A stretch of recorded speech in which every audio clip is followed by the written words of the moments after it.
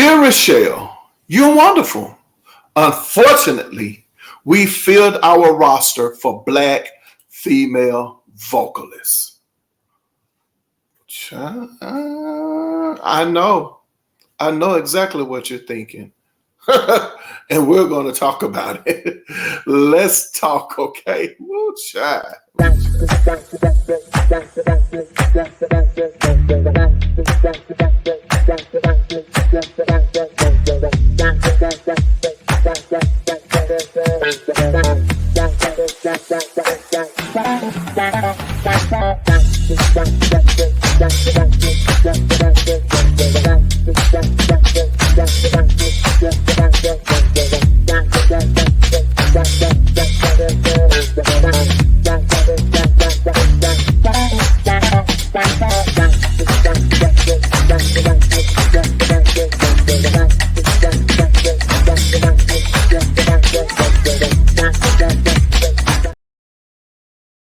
What's up, everybody? Welcome back over here to Peppy's Point of View. I am yours truly, Peppy, and thank you guys so much for tuning in over here. Oh my gosh, thank you guys so much for your support.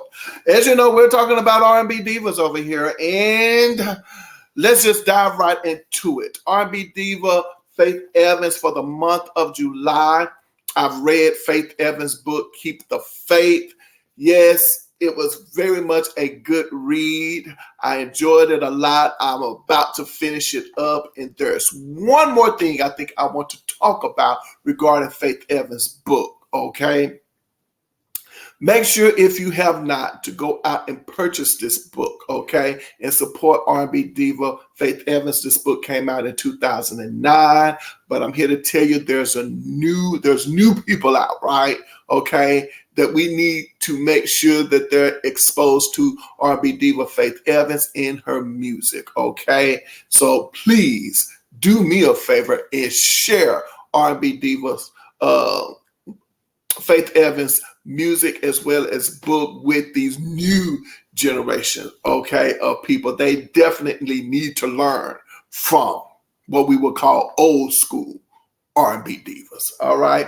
And also for the month of June, I read R&B diva's book, Josephine Irby of Climax. She's a songwriter, she's a manager, she's a producer, she does all of it. And she has a book out called I Still Say Yes. So make sure you go out and support her as well. I think there's one more topic that I want to discuss as it relates to this book, but I'm not quite sure how I want to approach it. You know, you have to definitely do some things decent in order. You understand what I'm saying? And of course, I have not talked about a lot of things in either of these books. Why? Because first of all, I want to learn about them myself. Secondly, I want to share some things with you guys.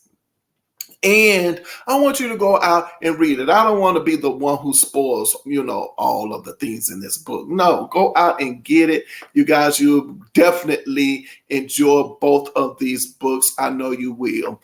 Now, I have a new book. It's on the way. That's right. Oh my gosh, I am so excited about the book that I will be reading for the month of August. This R&B Divas book, oh my gosh, like I am just so excited to read this book. I'm looking forward to it. I also think I want to do something different this month as it relates to, discussing the R&B Diva book. I don't know. I'm thinking that's what I want to do, but we shall see. We shall see. Like I said, got a lot of things in the works over here. Trust me. Patience is a virtue.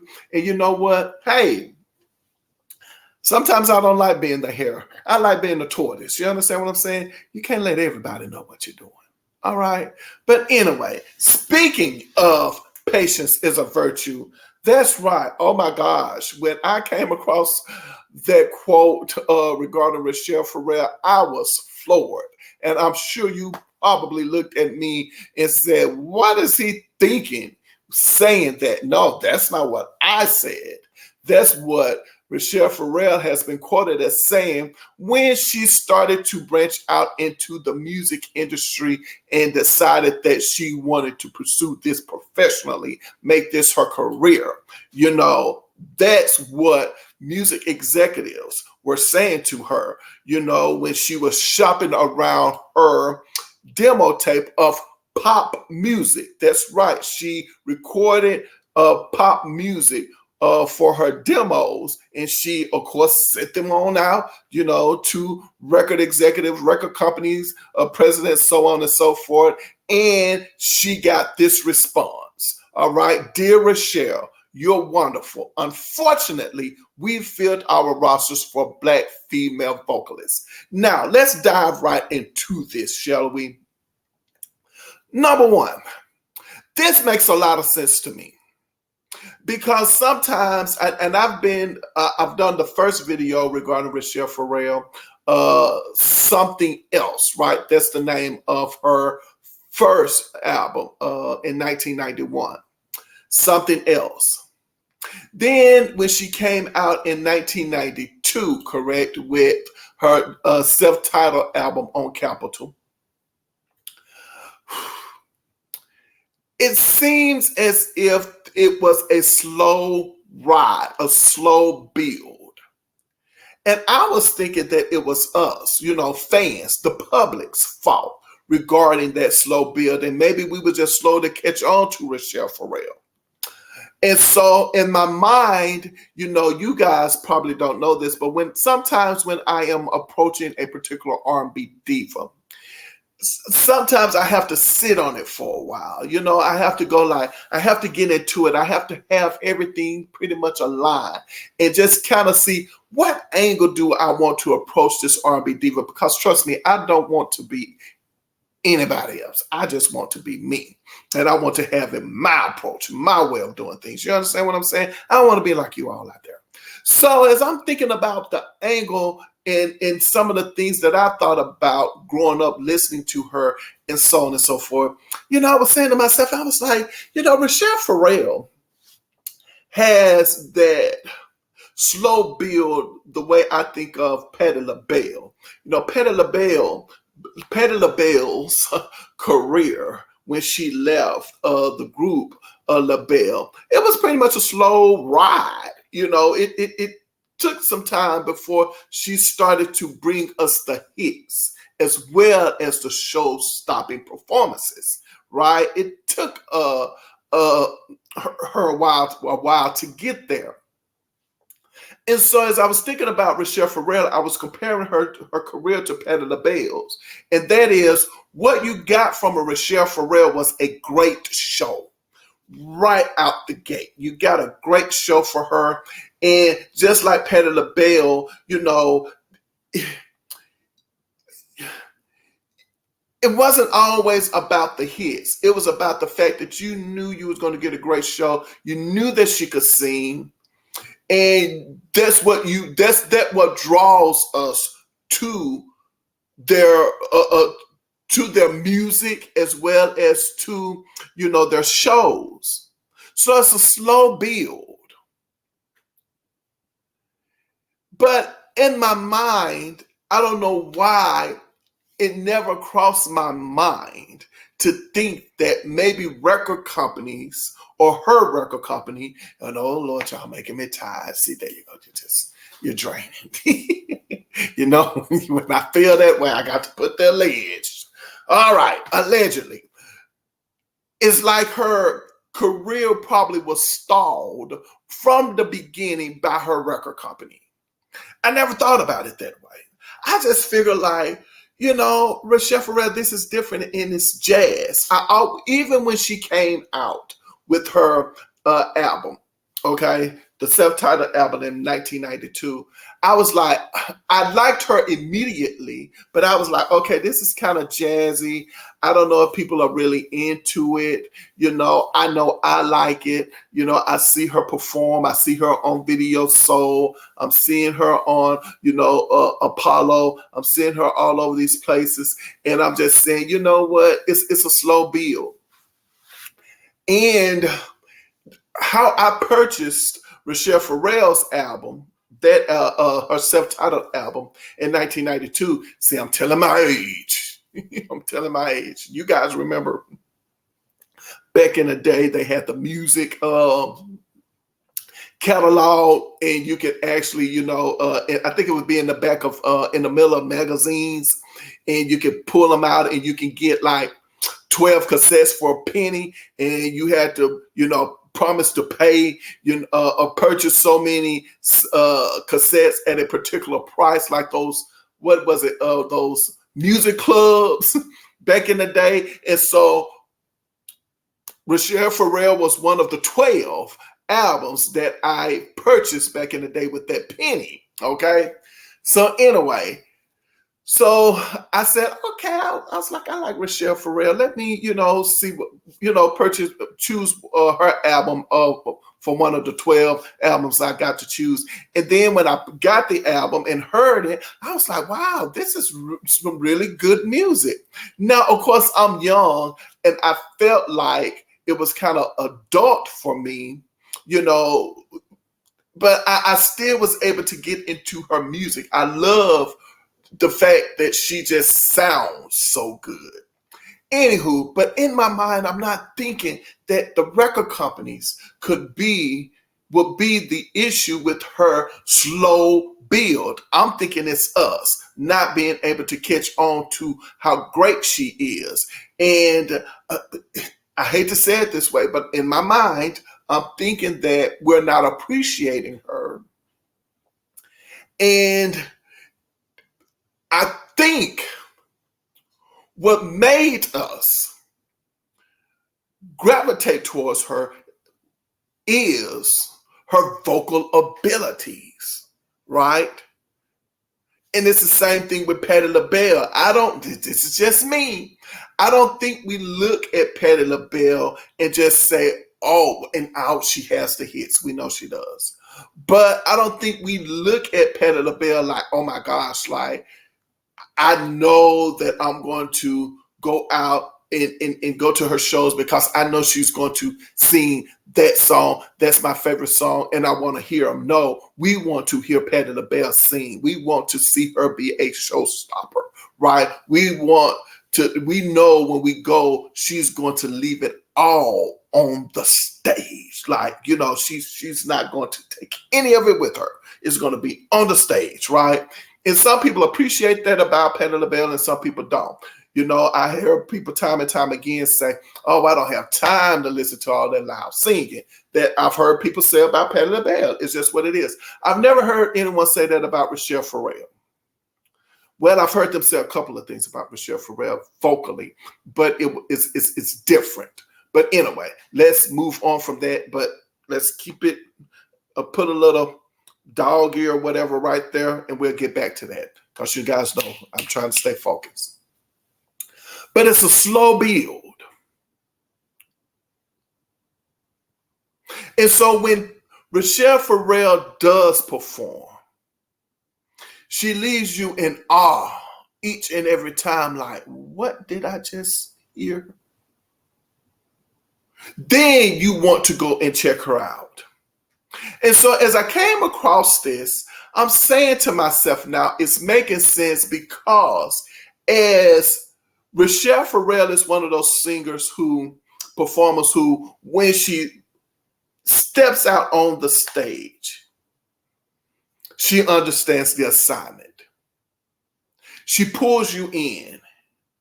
And when she does that, that looks like when the record company decides, oh, let's pour into her now, right? Okay, now we know she's about to go perform at this particular location, so let's promote her now. And then let's promote her after the fact. And then wherever else she goes, let's do it that way. So Rachelleferrell is one of those singers, unfortunately, that she didn't get the backing that she needed right out the gate. It's a slap in the face, isn't it? It's a slap in the face when someone says to you, you're talented, but there's just no room for you because, well, we already have one of you. or we have enough of you.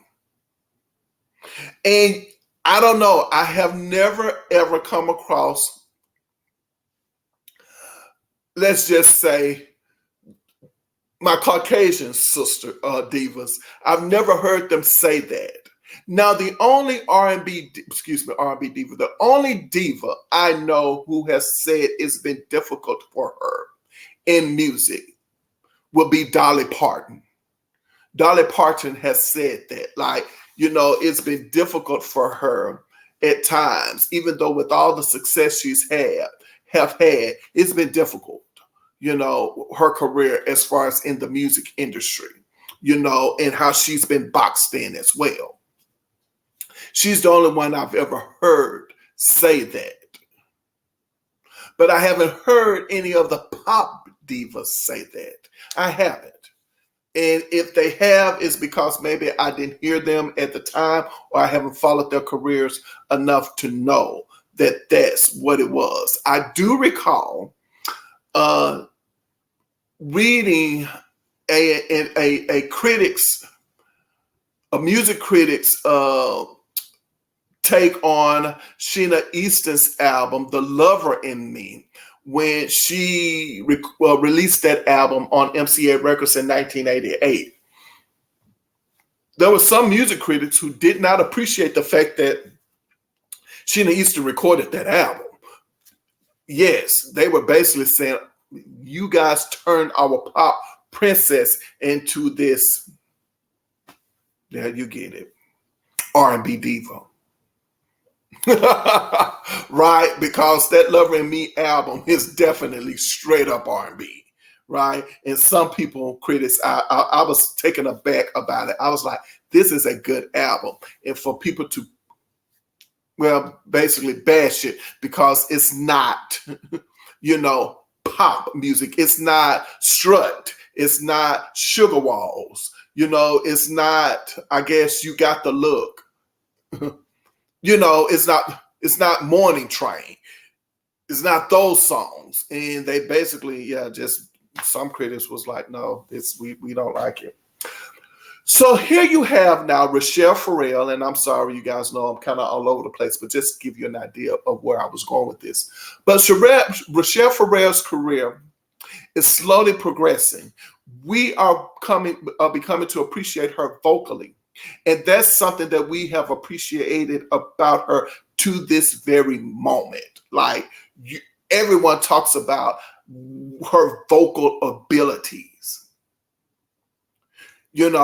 and it's a shame that someone as talented, who's genuinely talented, most people don't know about her. It goes back to that Phyllis Hyman thing, right? Phyllis Hyman, where she's like, listen here, I can out-sing some of these smaller divas.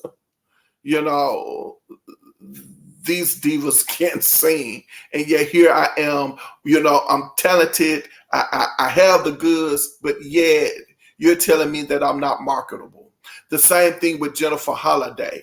I mean, think about it. I know we're talking about, who is it, Lizzo, and everyone's talking about Lizzo and how, she's, we are accepting her with her size, so on and so forth. But we're talking about Jennifer Holliday, who has been told by her record company, you are too big and we are not going to do a video with you. Like, she's flat out been said this. I mean, they flat out said this, according to her, to her face. Like, we're not doing it. Like, you're not marketable at all. We're not wasting our time in doing a video with you. There's just no way we're doing that, right?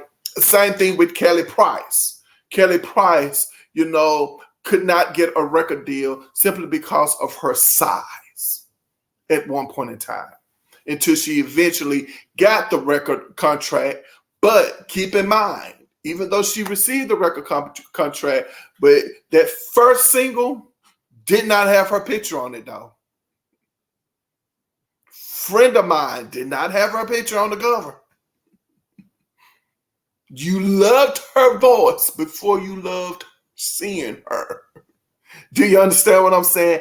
It's just what it is. You can say it's the nature of the industry. All I'm giving you is that it's a shame to know that this is what's happening, with R&B divas, and yet they're coming in from the very gate. And this is why I get a little bit frustrated when it comes to, having these discussions with people out there. And I appreciate us having these, these discussions, this dialogue about it, because it gives me the opportunity to get a different take on it, honestly.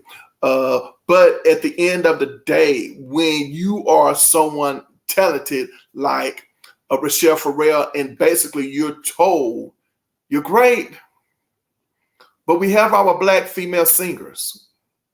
We have them over here. Yeah, we have them over here. And we have them over here. But yeah, you're great, but we don't need you right now. I think about Melissa Morgan.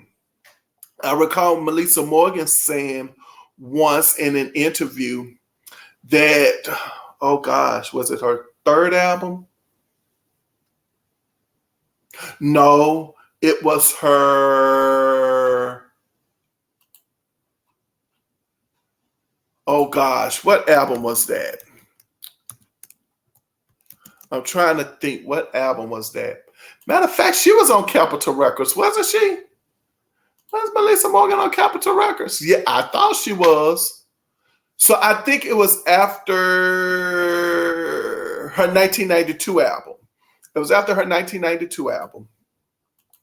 And somewhere between that moment in time when she was seeking another record deal, record execs would say to her, "You sound great. You really do. We just don't know what to do with you." So to hear these things, to put together an album, to work on it for 2 years, to deliver the goods,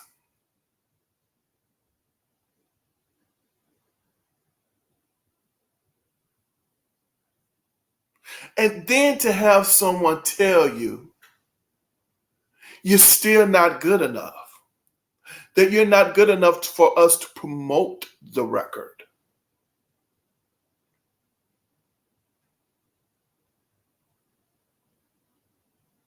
It's kind of like you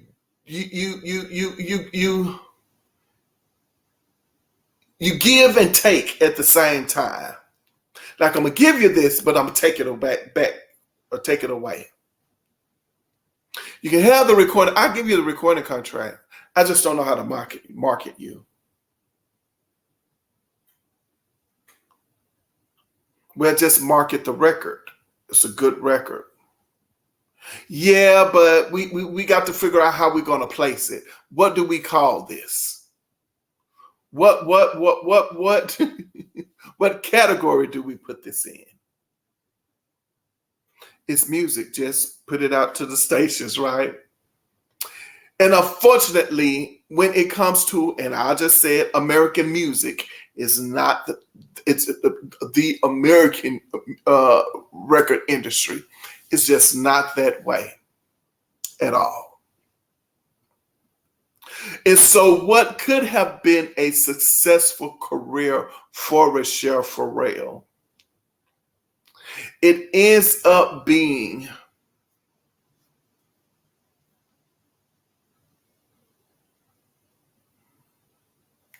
a lady who has this phenomenal voice, this gift, who walks and talks music, ends up being what it was supposed to be in the beginning, music. She's still music. Which then leads me into the critique that I have heard when it comes to Rachelleferrell. I never picked up on this before, and you guys tell me if I'm wrong or if you see it differently.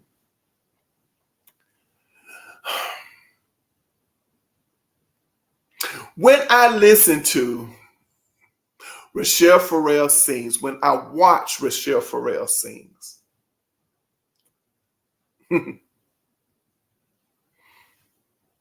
to me, the way she's getting these sounds out of her, how she approaches a song, or let's just say a lyric,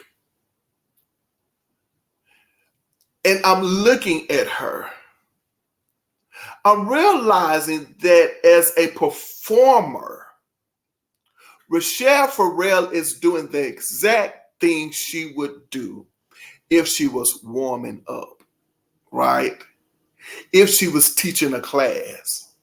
Like when you see her, she shows you how it's done. The movement of the mouth, you know.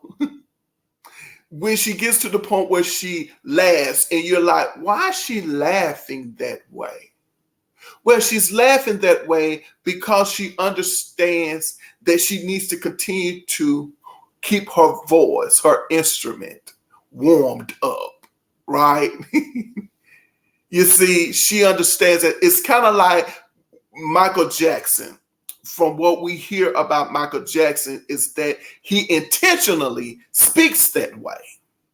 He speaks that way because he wants to be a better performer, a better singer. And in order to have those, to be a top-notch singer, if you will, then he needs to speak in his higher voice.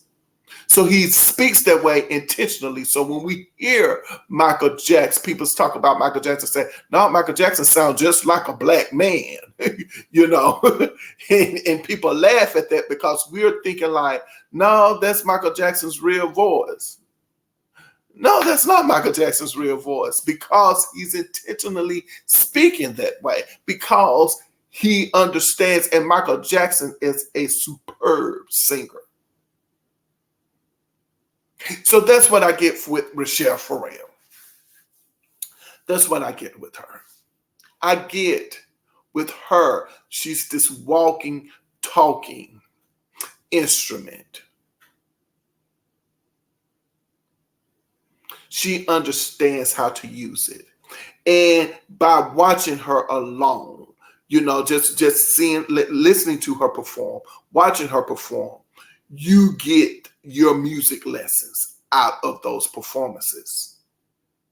You'll miss it if you're just sitting there watching her, you know, just to watch her just to be entertained. She's literally teaching you as she is performing.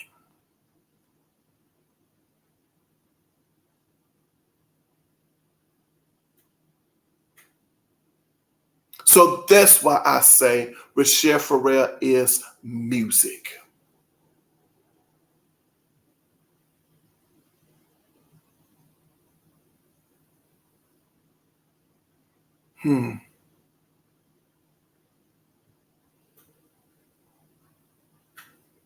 That's something.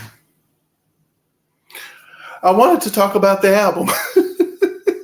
I guess I won't. It's 30 minutes in. You know, I'm not trying to go over 30 minutes, so I know what I'm going to do. I'm going to talk about the album in the next video that I post. Oh gosh. Anyway. Well, if you stayed around here with me this long, then hey, hang out with me, hit the subscribe button, hit the like button, you know, hey, show me some love. All right. I hope you guys really and truly have enjoyed this video. And don't forget, I believe in putting your behind where your heart desires to be. That means if you want to sing, sing. Get yourself a microphone, stand on stage, do something, but just belt out a tune. If you want to write, get you a pad and get you a pen and get the writing. You know, buy a laptop, buy I don't know, something, to write with or to write on and get to writing. You understand what I'm saying? And also remember, whenever I leave my mother's presence, she always says to me, she says, baby, remember, I love you, but God loves you best. Love yourself. I know that's what I'm doing. I'm here to tell you, love yourself. All right. And I am so looking forward to seeing you guys next video. Until then, you know what to do. Take care of yourselves.